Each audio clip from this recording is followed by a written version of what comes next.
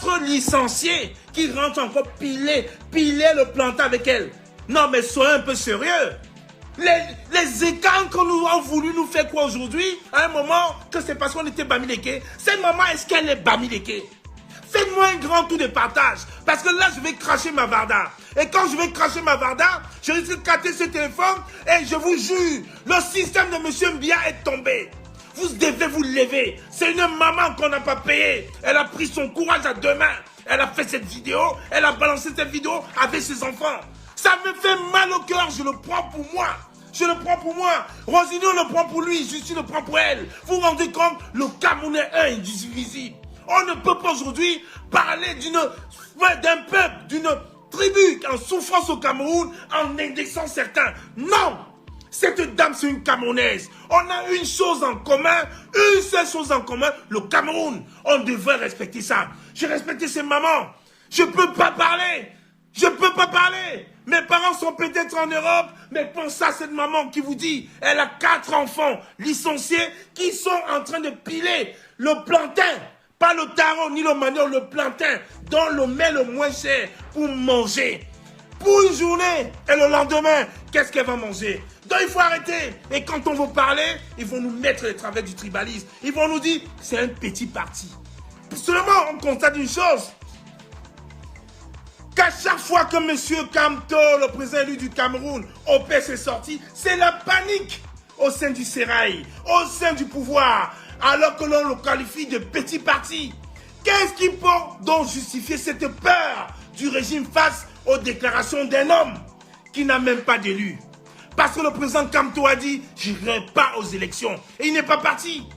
Comment voulez-vous qu'on parte aux élections quand on ne peut pas convoquer le corps électoral avant la résolution de la crise anglophone et la refonte consensuelle du système électoral actuel? Comment voulez-vous qu'on parte aux élections quand on a nos frères et sœurs morts à Garbu? Comment voulez-vous qu'on aille aux élections quand on a presque 13 000 morts dans le dozo? Comment voulez-vous qu'on aille aux élections quand aujourd'hui il y a une sous-préfet qui tire des cymbales sur sa copine en disant que c'est une erreur de cymbales et qui n'est pas présent? Comment voulez-vous qu'on aille aux élections quand une gendarme en plein Mapoussa prend son arme et tire à tout portant sur la tête d'un jeune étudiant en Vénézuela? Comment voulez-vous aux élections quand les soldats de l'armée du Cameroun tirent des mamans avec des pétrocos et qu'on nous fait croire qu'ils sont malignants? Comment voulez-vous qu'on aille aux élections quand il y a une inondation à Douala au lieu d'avoir des mesures de prévention? Et les préfets sont en train de se balader. Et 3 jours après, on voit Madame Kunta Kouters venir faire son show pour vanter le régime Biya. Comment voulez-vous aujourd'hui qu'on ne se batte pas, qu'on s'offusque contre ce système satrapique reptilien de M. Biya Bivando et sa clique? Non, chers frères, on ne peut pas le faire. Parce qu'aujourd'hui, je n'arrête pas de le dire, nous sommes dans l'ambiance de l'action impulsée par un homme qui traite au Cameroun il y a 3 ans. C'est signalé par l'affirmation que le Cameroun adviendrait un grand pays lorsque nous agirons en homme de pensée et penserons en homme d'action. Penserons en homme d'action. Penserons en homme d'action. Alors il est temps, c'est le moment. Soyons prêts. Comme Maître l'a dit tout à l'heure, comme toute mon équipe ici présente l'a dit, soyons prêts.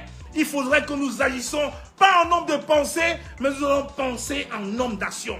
Et c'est ça, ce n'est pas de cas moi, c'est sorti dans l'usine de la pensée du professeur Moïse Kamto. Et quand un homme le dit fièrement au sorti d'Addis Abeba, quand il le dit à tous ses meetings, je ne m'assurerai jamais sur le sang d'un Camerounais pour arriver à la magistrature suprême.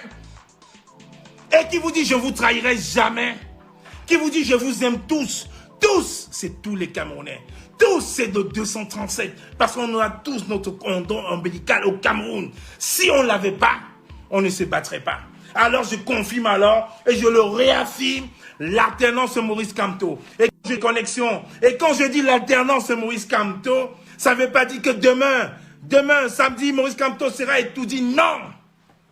C'est pas ce que je suis en train de dire. Ça veut dire que demain, Nous allons faire une réforme totale. On doit convoquer le corps électoral avant toute résolution de la crise anglophone. Réforme consensuelle du système électoral actuel. On doit repartir sur des bases nouvelles. On doit enfin avoir des élections justes, nobles au Cameroun. Et on aura des vraies élections. Et là, on aura une vague bleue. Une vague bleue au Cameroun qui va montrer au peuple camerounais qu'il n'y a pas d'usurpateur. Et c'est là où j'ai dit, on aura l'alternance Camto. Et c'est là où vous comprenez très bien que mon ami, ma soeur, ma femme, ma petite soeur, ma maman, Justine Boukam, a pensé vrai. L'alternance Maurice Kamto, parce que c'est ça, on aura une vague bleue. On aura une vague bleue au Cameroun dans quelques mois, quand il y aura cette réforme du code électoral consensuel, quand on pourra enfin discuter avec nos frères anglophones, et là on pourra dire oui, on aura une résistance en bleu. On l'a eu dans certains pays européens, orange, rose, jaune, verte, mais au Cameroun, l'alternance c'est Maurice Kamto, et comme on l'a si bien expliqué, c'est ça la réalité. Justine Boukam, t'as 2 mots. Vous dormez quoi? Vous dormez quoi? Réveillez-vous, peuple camerounais. Partagez ce direct, s'il vous plaît.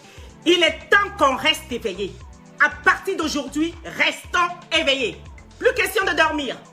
Quand je vois Barrister Awassoun qui affirme que ses baskets sont prêts, j'ai écourté mes vacances. Je suis revenu. Je ne pouvais pas continuer ces vacances, c'est pas possible. Quand je vois cette maman qui pile le plantain en vomissant tout le mal qu'il habite, je dis c'est pas possible. Peuple camerounais, c'est pour cette maman que je me lève. C'est pour les petits enfants que je me lève. Alors il est temps qu'on arrête de dormir. On ne dort plus.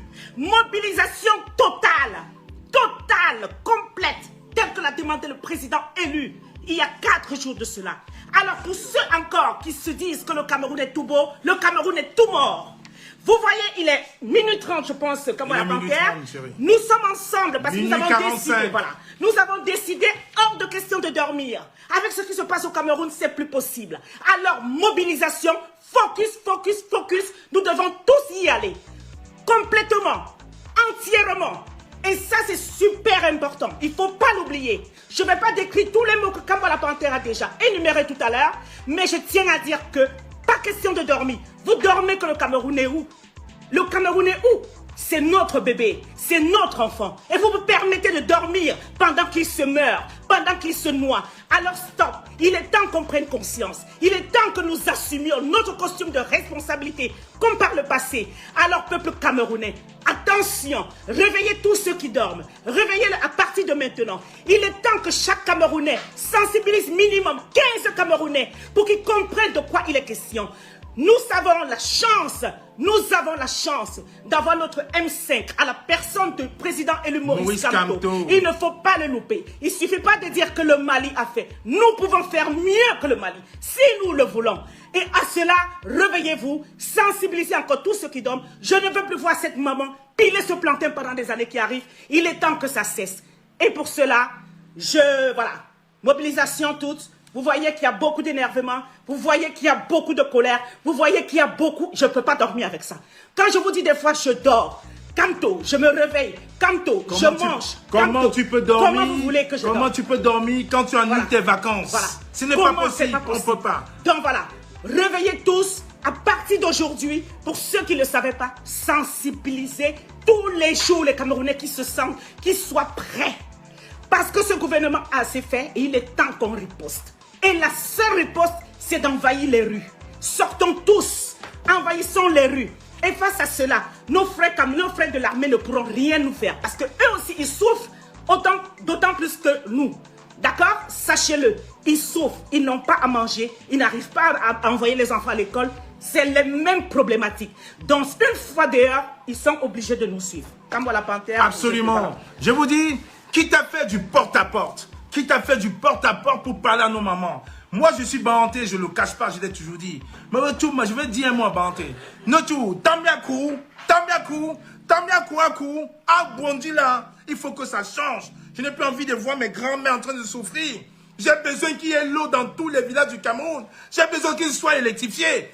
Tant bien quitte à ce qu'on fasse du porte-à-porte, on devrait faire du porte-à-porte. Et je vous rappelle que le professeur Foguet l'avait déjà fait. Rappelez-vous au moment où on parlait d'investir les listes électorales du MRC, il y a des préfets, des sous-préfets qui refusaient d'investir les candidats du MRC. Le professeur Foguet est parti avec un directoire du MRC. Ils ont bloqué en Consamba. J'espère que vous avez oublié. Ils ont bloqué, le sous-préfet a réagi. Alors c'est ça.